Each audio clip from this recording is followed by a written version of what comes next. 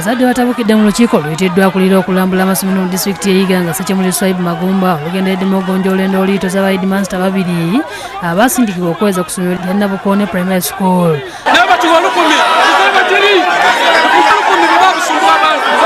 Abamu ku bazadde bakulembeddwa mu ssente w'olukiiko olufuzi olw'essomero James Ekisima ne kansala disitulikiti eyo Patrick Meme babadde bawagira Ngobi gwe bagamba nti alina enkyukakyuka y'omuggondo gy'abadde alese ku ssomero lino so nga abazadde abalala nga balwamu n'ab'eggombolola neyaliko omubaka wa Kigulu North Edward Balidawa babadde baagala Charles Ngobi abagenda olwo Paulo Musana yaweerezebwa okumuddira mu bigere asigalewo. Tituli lwedde ku receiving headmaster wundi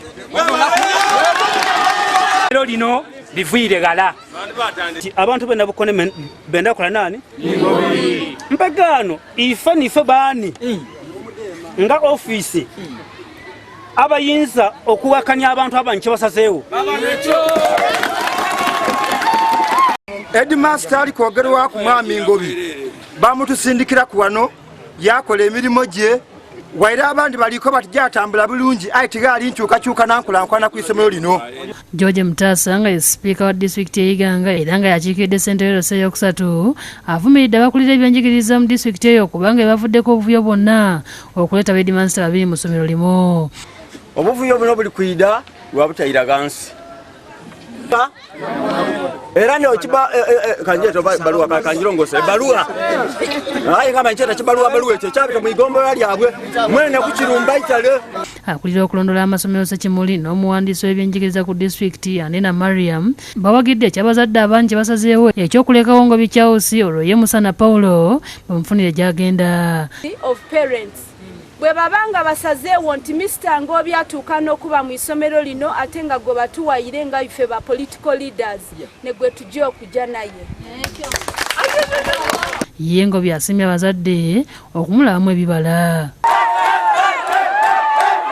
Nenda okuba kakasa nti nga bwe balaze okuunende ino bati era n'okusiima ebintu byende nga nkola mu Nabukone muno ndi kujja kubaweereza n'omutima mulala. Ate poliisi mu disitulikiti y'e Kayunga ekutte n'eggali ya heedimansa n'abasomesa abalala babiri nga bano kigambibwa nti babadde babba ebitabo bya gavumenti byeweereza ku masomero gaayo ne babiguza ab'amasomero ag'obwannannyini. Abakwatiddwa kuliko Moses Mukiibi ne heedimansa wa Nakakando RC Primary School mu Gombola y'e Busaana, omumyuka we Godfrey Kazibwe wamu n'omusomesa Abakali Nampagi.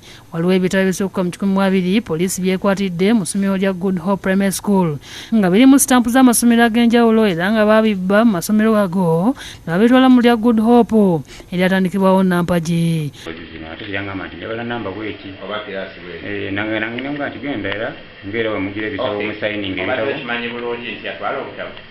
Akulira wambeka wa poliisi e Kayunga Mary Serino Mulema agambye nti Nampagi yeekobana ne heedimansa Mukiibi n'omumyuka wa heedimansa Kazibwe okubba ebitabo bino kubanga byakwatiddwa mu ssomero lya Nampagi mulimu n'ebyo gavumenti byebadde yakaweereza sabbiiti emu emabega. Yagulawo akasomero era akasomero kano ng'ebitabo byonna bye byakozesa yali agenda n'abisitulanga babirese ku government school n'abitwala mu private ye. RDC wa Kayunga Rose Birungi akakasizza okukwatibwa kwa bano. Ebitabo ebyo byava bitya mu ssomero lya gavumenti okugenda mu ssomero erya UPE. Soma Frederick ne Saulo ow'okulira be bakusakidde eggulu lino ku Bukedde TV.